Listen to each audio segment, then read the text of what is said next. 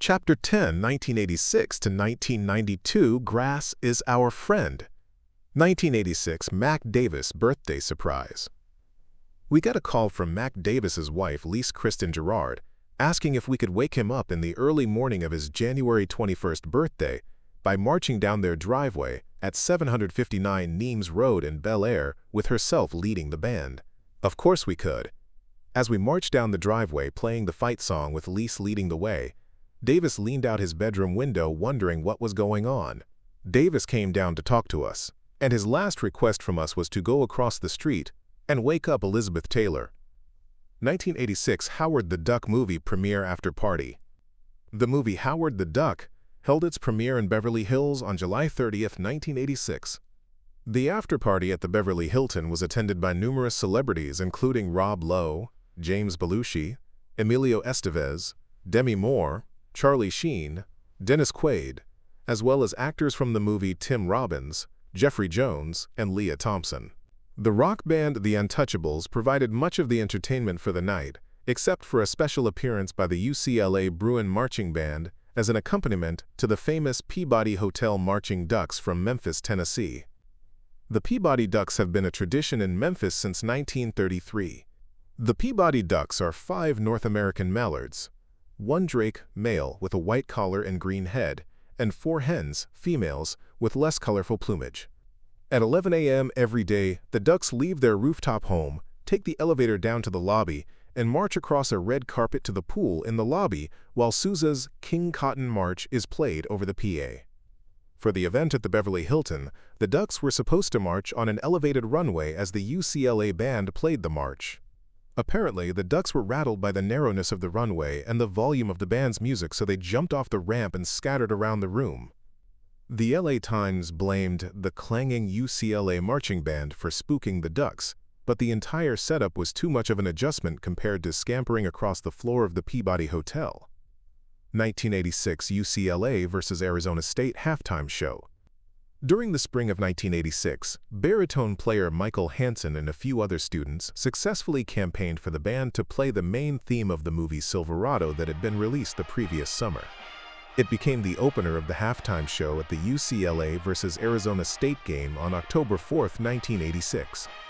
After halftime, a group of students sitting behind the band, led by Colin Patrick Lynch, begged the band to play it again, so the band continued to play Silverado in the stands throughout the season. Each time it was played, Lynch, who became known to the band as the Silverado Guy, and his posse would act out as if they were riding horses and scouting the horizon for danger. The next song in the show was Sweet Georgia Brown, which featured Golden Girl Joyce Parr and the magic of Franz Harary. As a student at the University of Michigan in the early 1980s, Harary had designed several magical illusions for the University of Michigan marching band. He and Henderson discussed the idea of having Joyce disappear at the end of her feature, so Harary went to work to create that illusion. At the end of Sweet Georgia Brown, Joyce stood on top of a platform and was suddenly gone. Since then, Harary has gone on to create illusions for the Walt Disney Company, the Michael Jackson Victory Tour, as well as for Janet Jackson, Madonna, Prince, Justin Bieber, and several TV specials. Harary also created illusions for the Santa Clara Vanguard Drum and Bugle Corps from 1986 to 1989. 1986 Alan Vizzutti returns. At the UCLA vs. Arizona game on October 11th, trumpeters Alan Vizzutti and Vince DiMartino, who were roommates in college at the Eastman School of Music, were featured during the band's halftime show on Vizzutti's Fire Dance, featuring an epic must-see cadenza and Louis Prima's Sing Sing Sing.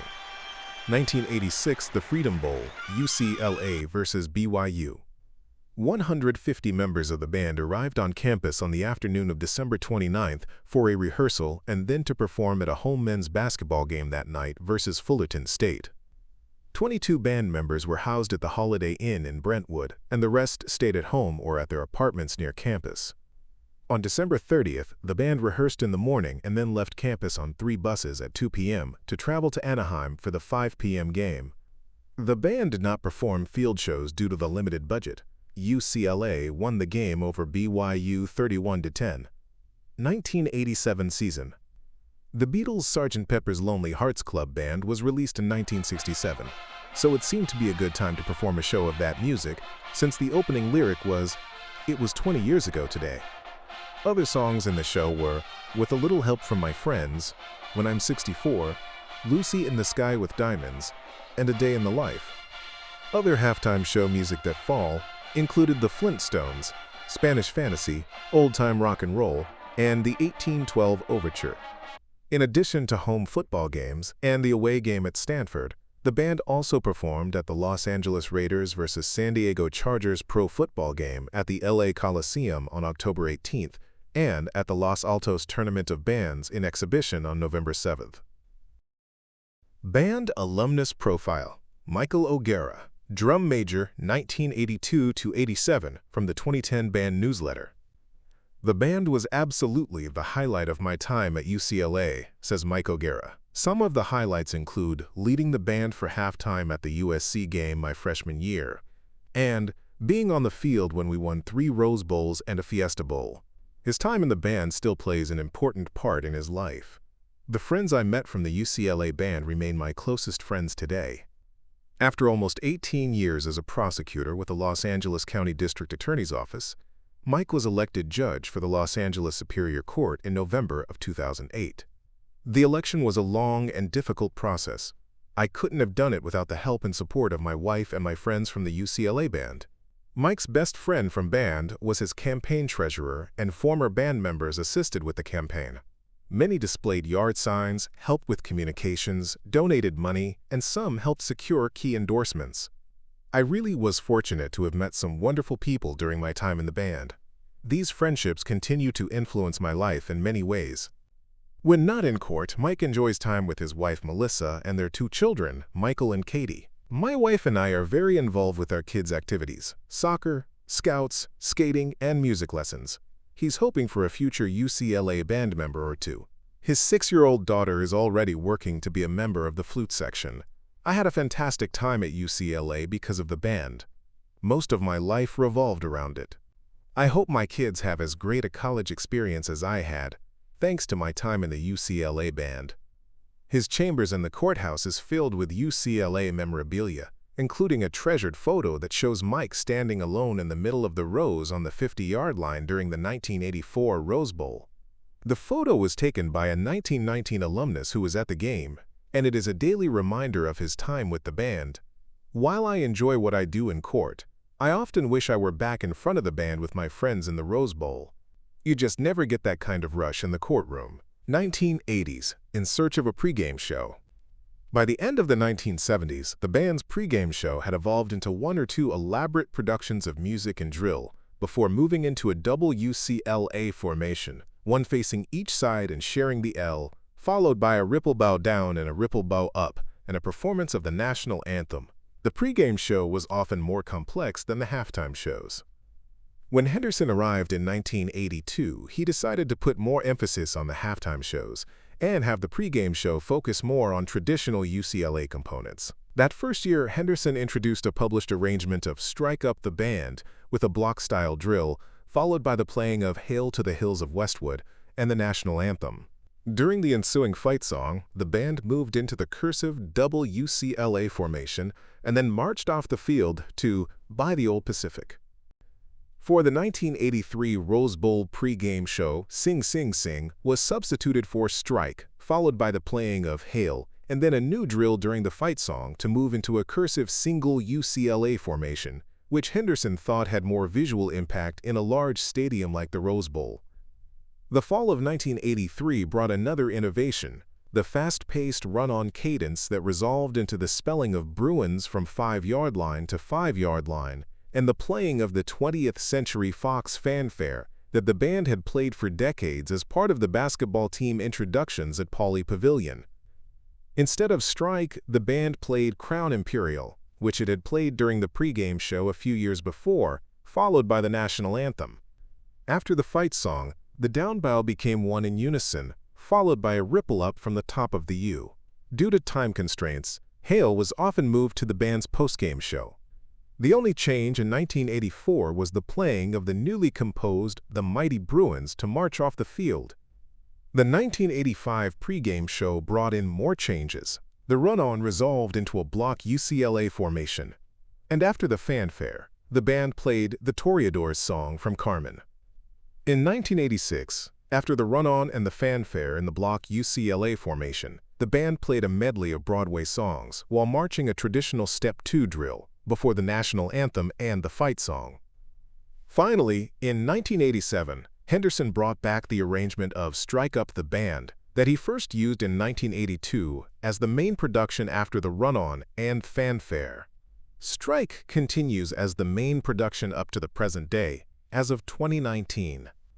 Various tweaks were made to the show since 1987, such as the routing of the lines in the opening run-on, an expansion of the block UCLA formation during the roll-off, some of the drill maneuvers in Strike, a longer serpentine move during the fight song that was introduced in 1991, and moving into a tunnel of various designs. Sometimes the team would run through it, and in later years the team would run around it, over the years instead of marching off before the team ran out. In 2005, Bruin Fanfare, which Henderson composed by combining short phrases of Sons of Westwood, The Mighty Bruins, and Strike, replaced 20th Century Fox Fanfare due to some issues with the synchronization rights for that song that would have prevented it from being used in any promotional videos. One big change was in 2014, when the arrangement of Strike was shortened, eliminating the trumpet call and the low brass wedge because of continuing time constraints on the band due to the Department of Athletics' expanded video board presentations before the teams came back on the field. In 2017, at the end of the pregame show at the Colorado game, new head coach Chip Kelly objected to the band running off the field into the sideline where the team was standing, so the exit drill was eventually changed to march off the field toward the north end zone after the tunnel. 1988 Percussion Section National Championship. In January 1988, the band's drumline traveled to Chicago, Illinois to compete in the Spartan Marching Percussion Festival at Glenbrook North High School, an indoor drumline competition at which the UCLA drumline had previously appeared in 1985. The drumline competed against those from the University of Kentucky and the University of Illinois, both of which had been declared Percussion Section National Champions in previous years. With a score of 92.3, the festival declared the UCLA drumline as champions on January 23rd. The drumline's performance included T.O., Spanish Fantasy, and Tribal Unity, all of which were arranged by UCLA percussion instructor Dave DeLullo and assistant director Jennifer Judkins. 1988 American Train Celebration in Tokyo. In 1988, the band received a request from Japan-based producer David Cole to send a 10-piece band to Tokyo that summer. The band members had to live in the San Francisco Bay Area, since rehearsals with the cheerleader group that was also involved on the trip would be rehearsing there. Students involved were Mel Freitas, alto sax, Steve Dates, who was an incoming freshman, and James Barrientos, trombone, Chris Anderson, sousaphone, Brian Kushner, bass drum, Ken McGrath, snare drum, Joe St. John, Chris Schalk, Mark Sasson, and Ben Emery, trumpet. The group was on their own, with no director present for the rehearsals or the trip. The group arrived in Tokyo after being flown over on Japan Airlines on July 2, 1988, and stayed at the Shinagawa Prince Hotel. Brian Kushner recounts the trip as follows. We were met by our host, David Cole, an American based in Japan organizing talent for events, who was the coordinator for our group. The American Train in Japan event was a promotion organized by Japan Rail and former Prime Minister Nakasone as a way of getting Japanese people more familiar with the idea of purchasing American products. The idea was that this red, white, and blue train would be fitted out with exhibitions of American things and travel around Japan for a few months, taking the idea of America to the Japanese heartland. We were there for the kickoff and first week of the traveling exhibition. On July 3rd, we checked out the performance areas at Tokyo Station and Harajuku Station and had a rehearsal in the parking lot of Shinagawa Prince Hotel. The ribbon-cutting ceremony was on July 4th at Tokyo Station, one of the oldest stations in Tokyo, and we performed on the platform of tracks 9 and 10 for the ceremony, with guests including the former Prime Minister himself. We also had a performance in front of the station for press. Also performing with us were a group of 6 cheerleaders from the United Spirit Association, including Lisa Estrada, who was a Laker girl at the time and is now a VP in the Lakers front office. And also performing at the exhibition from the States were the High Street Circus Jugglers, Wheeler Cole and Andrew Potter, and members of the American Indian Dance Theater. After that, the train took off for Harajuku Station, where it was parked for a week along with an exhibition of American products. The band and cheerleaders played 3 30-minute shows a day on stage at the exhibition fair there at 10 a.m., 3 p.m., and at 5:30 p.m. for an audience of curious Japanese people. The rest of the time, we were free to explore Tokyo. Being right at a train station, this was very convenient to do. We checked out Ginza, Akihabara, Meiji Shrine, Harajuku, and Shinjuku, among other places. Every night we hit the clubs in Roppongi and managed to make friends with people like Boz Skaggs and members of Patti LaBelle's band. Because of that, a few of us got to see Patti's show at NHK Hall one night and headed backstage to meet her after the show. It was a memorable trip, and 22 years later, our host David Cole invited 14 members of our drumline to travel to Nagoya, Japan, to perform at the 2010 Ecotopia Festival, and in May 2018, he brought 20 band members back to the same event. 1988 Spirit Support Coordinating Committee. In 1988, at the request of head football coach Terry Donahue, Chancellor Young created the Spirit Support Coordinating Committee to look into ways of increasing fan support in the Rose Bowl. In one meeting, Donahue suggested that the band play the fight song 60 times during the game, meaning that some of its usual procedures would need to be adjusted. In the stands, the band, along with most of the student body, would usually be seated, especially when the team was on defense, and stand when a song was called up. But Henderson told the band that they would have to stand throughout the game so they could be ready to play quicker and more often. Following the next game, Henderson was sitting in his office when he answered a phone call, and someone was yelling into the phone. Turns out, it was Coach Donahue saying how great it was that the band played so much. Henderson said that they only played the fight song 59 times. T.A. Ruth DeSarno was keeping the running total, and Coach Donahue laughed and said it was great. Henderson also said that the Spirit Squad was upset because the band played over many of their cheers. Donahue said, "Don't worry about the cheerleaders, don't worry about the cheerleaders, it's all about the band." Another culture change that happened as a result of playing so much was that the band started to stand up throughout the game so the fight song and other songs could be started quickly as needed. This meant that the students, most of whom were seated behind the band, also had to stand up to see the game. Although many were not happy about this at first, it led to a more spirited student section from then on. 1988 Fall Season. At the UCLA vs. Stanford game on November 12th, the band performed a James Bond show with the James Bond theme, Goldfinger, Live and Let Die, and For Your Eyes Only.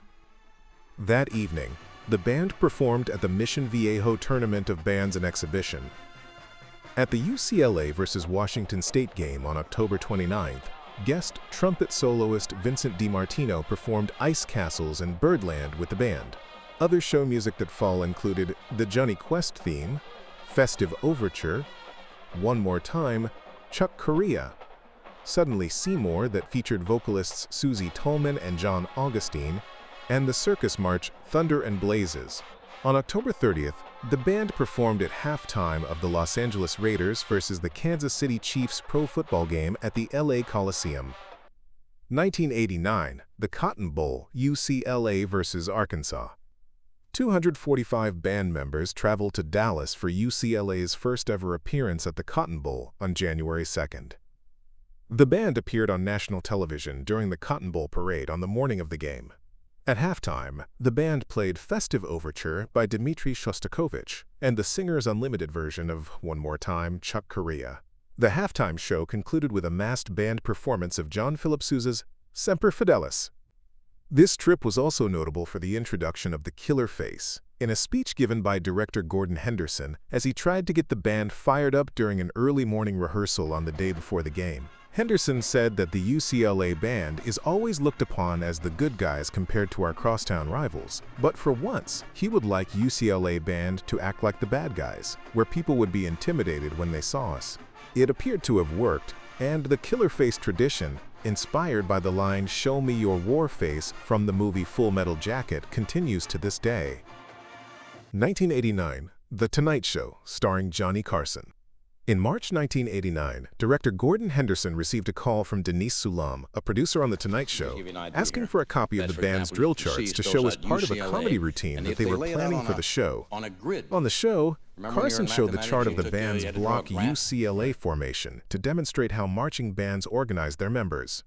He was actually supposed to open to the page showing the cursive UCLA formation that was marked with a tab, but he opened it to the block UCLA by mistake. The episode first aired on March 22, 1989, and was shown as a repeat on a number of occasions.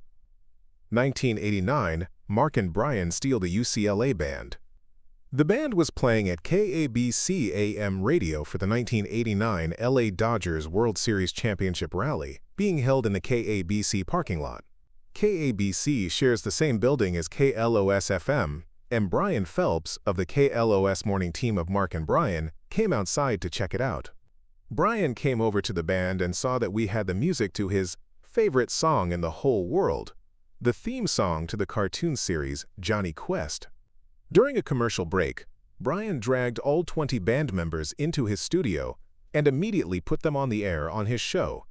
A heated confrontation ensued between the producers of the two stations, until finally, Brian reluctantly released the band to return to the KABC rally. The band would return to perform on the Mark and Brian show several more times, and were named the official marching band of their show. The craziest appearance had several band members in full uniform, riding in the back of Brian's convertible driving around the USC campus playing the UCLA fight song. 1989 Alice Cooper gig. Rock legend Alice Cooper was just finishing his final dress rehearsal before his group left on their 1989 World Concert Tour. The rehearsal had a party atmosphere, as 200 invited guests cheered them on. Suddenly, just as the concert was about to end, the solid gold sound of the UCLA Bruin marching band burst through the doors, playing Alice Cooper's own Schools Out. Alice's staff had succeeded in completely surprising him, and the assembled crowd roared their approval. 1989 fall season. The UCLA vs. Washington halftime show featured themes from TV shows. The show began with a Western medley of themes from The Lone Ranger, Wild Wild West, Maverick, Roy Rogers' theme song Happy Trails to You, F Troop, and Bonanza. Next up was a sitcom medley of themes from The Brady Bunch, Gilligan's Island, Green Acres, My Three Sons, I Dream of Jeannie, The Beverly Hillbillies, Hogan's Heroes, The Andy Griffith Show, and I Love Lucy.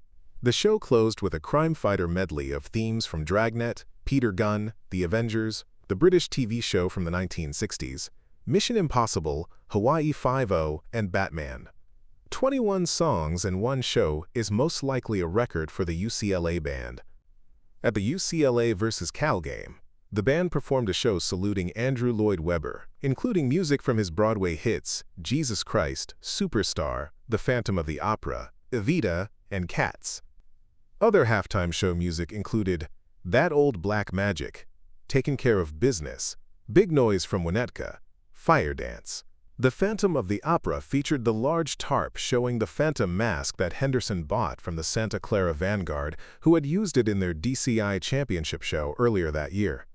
Henderson loaned out the tarp to several other bands, including the University of Massachusetts, over the next few years, but at some point it was never returned, so it's probably sitting in a storage closet somewhere. The band performed an exhibition at the Tournament of Champions in Santa Ana on December 2nd and at halftime of the LA Raiders vs. the Washington Redskins pro football game on October 29th, which turned out to be quite controversial. 1989, Grass is Our Friend. In the book UCLA the First Century, author Marina Dunjersky described an incident involving the band at the LA Coliseum. The Raiders livened up their halftime shows in the Coliseum by bringing in outside bands, including UCLA's, which were paid for their services. The UCLA marching band made what would be its final appearance at a Los Angeles Raiders game on October 29, 1989. A few days later, Vice Chancellor Allen Charles received a report from the Los Angeles Police Department which read in part, "Officer responded to a vandalism investigation at the LA Memorial Coliseum. Upon arrival was advised by witnesses of possible field tampering conducted by numerous UCLA band members during the halftime show of the LA Raiders football game. Witness stated he was standing on the 40-yard line on the LA Raiders side of the field during the halftime show. He observed the suspects, approximately 250 UCLA marching band members performing, spelling the letters UCLA during marching band formation on the middle portion of the football field. At which time he observed all band members drop to one knee and pull out a clear plastic baggie from various locations. Witness then observed the band members sprinkle an unknown substance which was located inside the baggies onto the field. At which time the band members rubbed the substance into the grass lawn with their shoes. After the band exited the field, Witness recovered a plastic Ziploc baggie containing a white powdered substance which was located on the playing field. The police lab stated the substance was possibly powdered lye, but would conduct further testing. Even though the Coliseum grounds crew tried their best to cover up the burned grass, the cursive UCLA outline was still visible on the field during the television broadcast of the UCLA-USC game on November 18, 1989. The day after receiving the police report, Charles sent a note to UCLA marching band director Gordon Henderson. "It is my duty to admonish you that this act was the product of evil minds and very naughty," Charles wrote. "Grass is our friend. Moreover, the Raiders are our friends. If it weren't for the Raiders, we would still be playing football at the Coliseum." A few days later, Vice Chancellor Charles read the letter at an alumni function, where it was received with deafening applause and laughter. It was rumored that the Coliseum Commission was divided in their reaction to the event. The half of the group with ties to USC were outraged and wanted heads to roll, while the other half with ties to UCLA thought it was hilarious and blocked any legal moves against the band. In the end, the band did not receive the promised appearance fee or bus rental reimbursements, which totaled about $5,000. Just before kickoff at the UCLA-USC game, a group of police officers came up to Henderson and told him that if anyone put anything on the field during halftime, that he would go straight to jail. Henderson frantically checked with the drum majors and TAs to see if anything was being planned, and if so, to cool it. Events leading up to this incident began in 1985. At the UCLA vs. USC game at the Coliseum that year, Director Henderson walked into the trumpet sectional, being held outside the stadium before the game. He saw drum major Mike O'Gara handing out plastic bags containing flour to members of the trumpet section and immediately surmised what was about to happen. Instead of getting involved, he quickly left the sectional and adopted an attitude he borrowed from Sergeant Schultz from Hogan's Heroes. "I see nothing, I hear nothing, I know nothing." Unfortunately, Assistant Director Jennifer Judkins came by and saw what was going on and made the trumpets turn the bags in. Word must have leaked out across town what had been planned, because during pregame of the 1986 UCLA vs. USC game at the Rose Bowl, the USC band spread out flour while standing in their Trojans formation at the end of their show, which remained visible through the first quarter of the game. The game officials were irate over this, and they told the USC band that they would not be allowed to perform at halftime. Of course, by halftime, the officials had changed their minds and let the USC band perform. Rumors that the 1989 incident was planned and supervised by the UCLA directors and drum majors, and that officials in the Alumni Association and Department of Athletics were also in on it, have not yet been confirmed. 1990 fall season.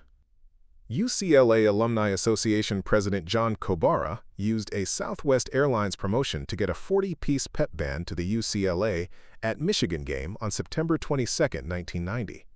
John flew his entire office staff, along with band members Wendy Stancer, John Baker, Michael Radu, Carl Miller, Nancy Ishiki, and Mark Smith, to the Bay Area for a day to use the free tickets earned in the promotion to get the band to Detroit. The band was part of the 104,992 people to witness this game in the Big House. Personnel for this trip included Gordon Henderson, John Nyborg, Brad Sraberg, Ernie Rodriguez, Keith Butts, Garth Hamlin, Ken McGrath, Steve Lurie, Michael Cornelison, Robert Eisenhart, Michael Rylarsdam, Wendy Stancer, Nancy Ishiki, Jim King, Rob Kerner, Joe St. John, Stephen Trilling, Mark Sasson, David Watt, Mark Smith, Larry Stern, Gregory Klee, John Stiver, James Barrientes, Jason Park, Eric Rager, Tom Mills, Will Rose, Jeff Wright, Rick Lund, Sean Martin, Chris Holbert, Charles Olivares, Emilio Lacayo Valle, Chris Holbert, and 5 other band members.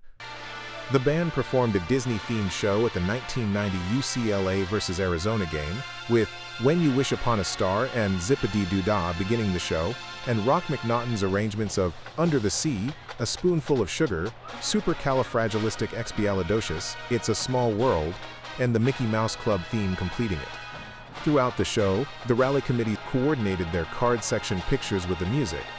The band also performed this show at a Los Angeles Rams pro football game in Anaheim later that season.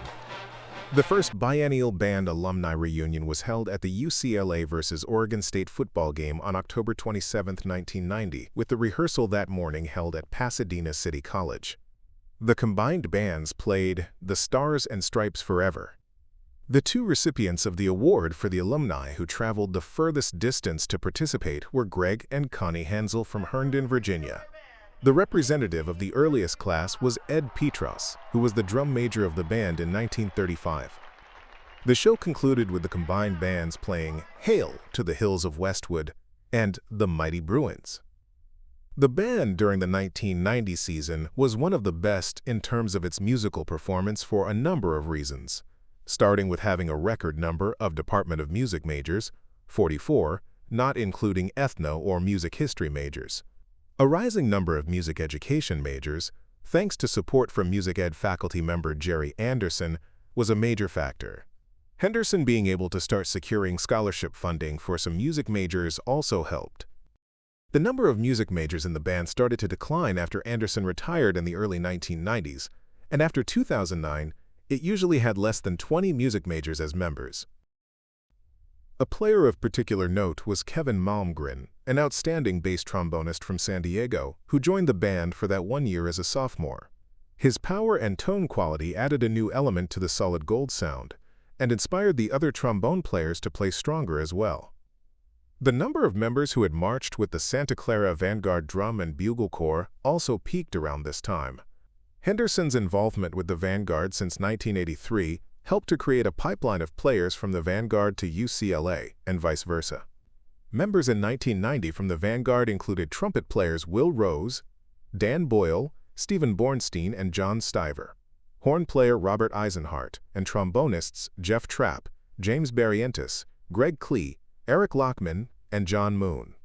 Other drum corps represented in the band included the Blue Devils, Joey Howland, Velvet Knights, Jeff Shimamoto, Pacific Crest, and others. 1990 Great Alaska Shootout Trip. Over Thanksgiving weekend in 1990, the men's basketball team traveled to Anchorage, Alaska to play in the Great Alaska Shootout basketball tournament.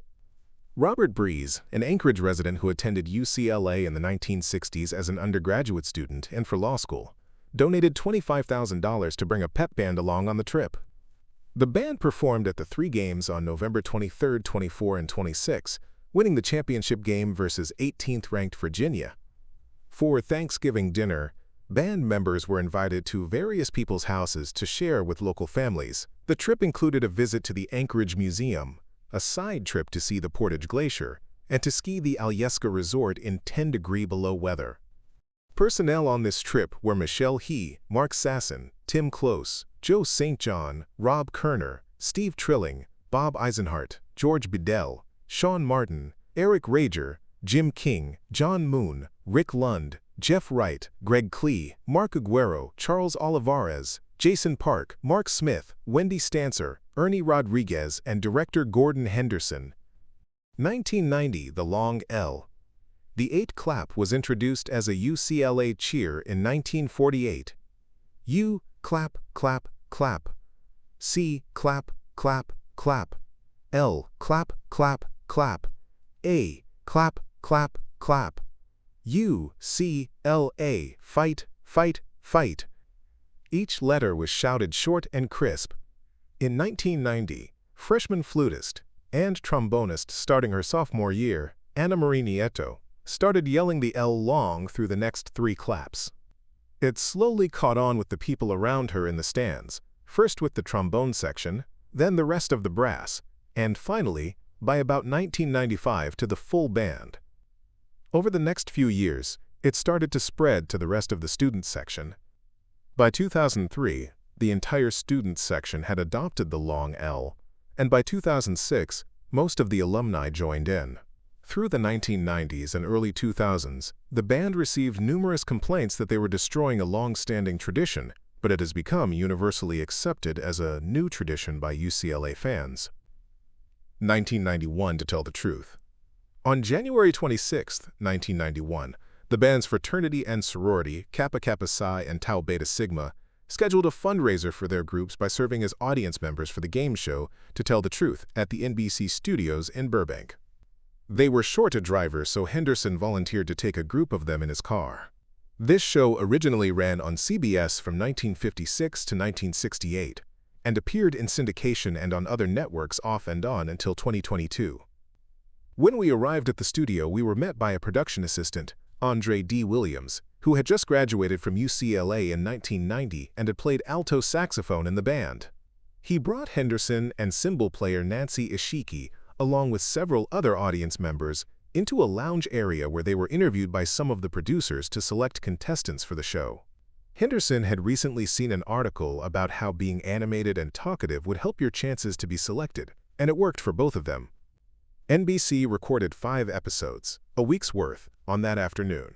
These episodes, numbers 111 to 115 in the 1990-91 season, were hosted by Alex Trebek, with guest panelists Orson Bean, Betty White, Richard Mall, and Kitty Carlisle. This latest edition of the show had a new twist, where at the end of the show they brought someone out who told 2 stories, one true and one false, and the audience contestant had to decide which was true. Henderson was up first, for episode 111. A guy named Sam Watson came out and told these stories. 1, that he was JFK Jr.'s boss at a law firm, and 2, that he was a designer of condom earrings. When Trebek asked Henderson to decide, he said that because Watson's hairstyle and loose-fitting jacket didn't really look like those of a lawyer, he picked condom earrings. Correct! Ding ding ding! Henderson spent the $500 prize on a set of ping irons that he used for many years. Thank you, Andre D. Williams. Next up was Nancy Ishiki for episode 112. A man named Gene Perret came out and gave these stories. 1, that he had been a joke writer for Bob Hope, and 2, that he became a father and grandfather on the same day. Some of his answers about Bob Hope seemed to be evasive, and Nancy couldn't resist how cute the other story was, so she picked father and grandfather the same day. That was incorrect, but Nancy did receive some nice parting gifts. 1991 Los Angeles Marathon. In 1990, a friend of Henderson's, who was training to run a marathon, gave him this crazy idea that he could run one too. He started training for this possibility that fall with trombonist Carl Miller, a member of the band. When Henderson witnessed the New York City Marathon in person on November 4, 1990, he was hooked on the idea. He followed the plan for a first marathon from Galloway's book on running. His training included 2 half marathons, several 10Ks, and long runs of 20, 22, and 24 miles, and he set a goal of breaking 5 hours. On March 4, 1991, the big day arrived. Henderson and Miller ran together to begin the race, resisting the urge to keep up with all of the people passing them after the start. On Sunset Boulevard at mile 10, Assistant Director Jennifer Judkins was leading a 25-member contingent of the Bruin Band. At mile 12, Henderson was slowing down a bit, so Miller pushed ahead at his own pace. Henderson kept a relatively steady pace and finished with a time of 4 hours, 52 minutes, and 57 seconds. 1991 fall season. During the 1991 season, Jim Campbell returned to rehearse the drumline on several occasions since he was on sabbatical from the University of Kentucky. Jim was in Los Angeles on a regular basis to study ethnic drumming with a professor at Cal Arts. Jim also worked with the drumline as they prepared to perform at the Percussive Arts Society College Drumline Competition in November. The Bruins' drumline's outstanding performance brought them a second-place finish just behind powerhouse North Texas State. The Bruins received special honors as they were recognized as having the most outstanding tenor line and bass drum lines at the competition. The band performed a controversial patriotic show at the Arizona game that fall. In the opener of the show, the band perfected a drill showing a moving tank with a rotating tread. But just 3 days before the performance, someone in the higher administration objected to this because it was, quote, too militaristic, with the upcoming 50th anniversary of the attack on Pearl Harbor being a consideration. The ironic part was that the football team was featured on a marketing poster that fall that showed several players standing next to a fighter jet which was labeled Air Supremacy UCLA Football 1991 to highlight the team's passing offense that year, but the marching band was too militaristic. The band quickly changed the formation from a tank to the letters USA to pacify the show. In 1997, 2002, and 2006, the band brought back the tank drill for those season's patriotic shows. To close the show, music major vocalist John Augustin sang "God Bless the USA" with the band, as military personnel rolled out a 50-yard-long American flag. Other shows that fall included the Les Mis show at the Washington State game and the Return of the Downfall of Troy show at the Oregon game, with Helen played by Alina Argentona and King Menelaus played by Michael Reilersdam. For the Cal home game as well as the away games at Stanford and USC and the Rams game in Anaheim, the band performed the Overture to Tommy, Pinball Wizard, and closing with La Suerte de los Tontos. 1991, the Sun Bowl, UCLA versus Illinois.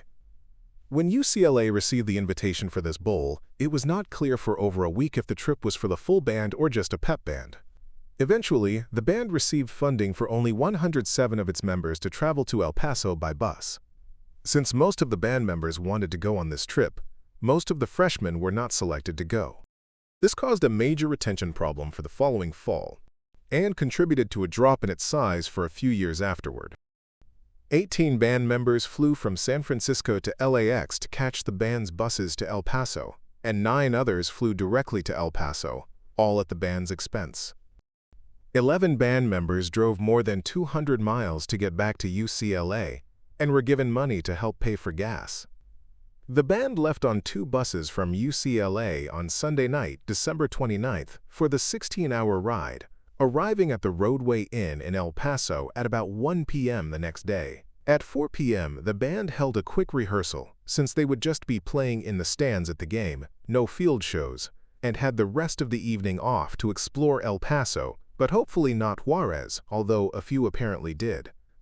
The next day at the game, on December 31st, the band witnessed the 2 teams scoring a total of 3 field goals, 2 for UCLA and 1 for Illinois, in a game dominated by the defensive lines. That night after the game, many of the band members celebrated the new year with the Illinois band, who had brought their full band to the game.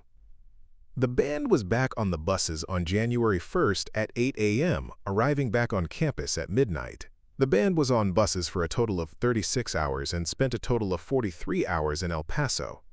Band alumnus profile: Ashwin Vasavada, from the 2013 Band Alumni Newsletter. Ashwin Vasavada played tenor drums in the UCLA Bruin Marching Band from 1988 to 1992. As a member of the band, he performed at the Cotton Bowl in Dallas and at the 1991 Percussion Arts Society International Convention Competition in Anaheim. As a member of the Sacramento Freelancers Drum and Bugle Corps while in high school, knowing the excellence of UCLA's marching band and drumline was a key part of his decision to attend UCLA. I knew I was headed towards science as a major, but finding a school that had both great academics and an awesome music program was key for me. The band gave me a Clarence Sawhill scholarship, and I have to say, I was way more excited about band camp than the first day of class. At UCLA, Ashwin studied earth and space science while keeping active in music. In addition to the marching band, Ashwin played in the UCLA Wind Ensemble and Percussion Ensemble for 4 years. I'm so grateful that UCLA's music programs are there for non-majors, too. One of Ashwin's favorite memories is being in the tunnels, starting the drum cadence, then entering the Rose Bowl with 100,000 screaming fans. The drumline was like a second family. It got a little crazy at times, so I won't name names. I just look back and smile sometimes and think, yeah, that actually happened. After graduating from UCLA with a BS in geophysics and space physics, he continued his studies at Caltech and earned his PhD in planetary science. His research centered around the weather and climate of the planets, including the possibility of polar ice caps on the Moon and measurements of the winds on Jupiter and Saturn. In 2001-02, Ashwin worked for a year in Washington, D.C. as a Congressional Science Fellow sponsored by the American Association for the Advancement of Science. He served as an aide to Representative Vernon Ehlers, a former scientist and leading figure in national science policy. But the year took an unexpected turn. On our second day of orientation, while we were at the Capitol, the events of 9/11 unfolded. We were evacuated and could see the fires burning at the Pentagon. After working in Congress, Ashwin returned to UCLA as an adjunct professor in the Earth and Space Science Department, teaching a seminar on science policy and a general education class on Mars exploration. Since 2004, Ashwin has worked at NASA's Jet Propulsion Laboratory as the deputy project scientist on the Mars Science Laboratory mission, with its rover, Curiosity. Curiosity touched down safely on August 5, 2012, as millions watched around the world. He helps lead an international team of over 400 scientists, with the goal of understanding whether Mars ever had conditions suitable to life. As a spokesperson for the mission, he's been featured in the LA Times and on TV on National Geographic and Nova. 1992 NCAA basketball tournament regional trip to Albuquerque. Going into the tournament, UCLA was ranked number 4 in the country and was given a number 1 seed. After defeating Robert Morris and Louisville in Tempe, Arizona during the early rounds of the NCAA tournament, the band traveled with the team to Western Regional Games in Albuquerque, New Mexico. After beating New Mexico State in the Sweet 16 game, it was time to face number 5 Indiana in the Elite 8, with the winner to go on to the Final Four. UCLA had beaten Indiana 87-72 in the first game of the season, so this one was in the bag, right? Well, Indiana had a different idea and pushed UCLA aside by a score of 106-79. On the day between the last 2 games, band members rented vans and made the 3-hour trek to Taos Ski Valley for a spectacular day of skiing at elevations as high as 12,000 feet. Personnel for this trip were Kevin Kaiser, Mike Lee, and Tina Shemaine, saxophones; Rob Kerner, Eric Underwood, Dan Boyle, Jason Axe, Steve Trilling, Jeff Hertz, Will Rose, and Tom Mills, trumpets; Sean Martin, Sally Tobin, and Jennifer Harder, horns; Jeff Trapp, Michael Rylarsdam, David Watt, Bruce Davidson, Kathy Ho, Eric Rager, Ron Cruz, Kevin Aries, and James Coombs, trombones; Steve Lurie, sousaphone; Mark Smith, Garth Hamlin, Mike Cornelison, John Aumann, and Wendy Stancer, percussion; Gordon Henderson, director. During the trip to the first and second round NCAA games the week before in Tempe, Arizona, the basketball team signed a note, written on an airplane vomit bag, requesting that the band play the theme to The Simpsons, arranged by trumpeter Jason Axe more often. As Jason tells the story, "I was friends with Ed O'Bannon at the time, and on the flight back I asked him if he could get the guys on the team to sign the bag. That's my handwriting at the top. And he did." While some of us watched on, Ed approached Gordon on the way to baggage claim and presented him with the bag/petition. And yes, it was the first song played in the pit in Albuquerque. Although Bohemian Rhapsody made the Albuquerque newspaper the next day, legible signatures on the bag include those of Sean Tarver, Mitch Butler, Ed O'Bannon, Gerald Madkins, Tyus Edney, Tracy Murray, and Steve Eklund. 1991 and 1992, the Wind Ensemble performs on CBS News special/Wind Ensemble trip to Mexico.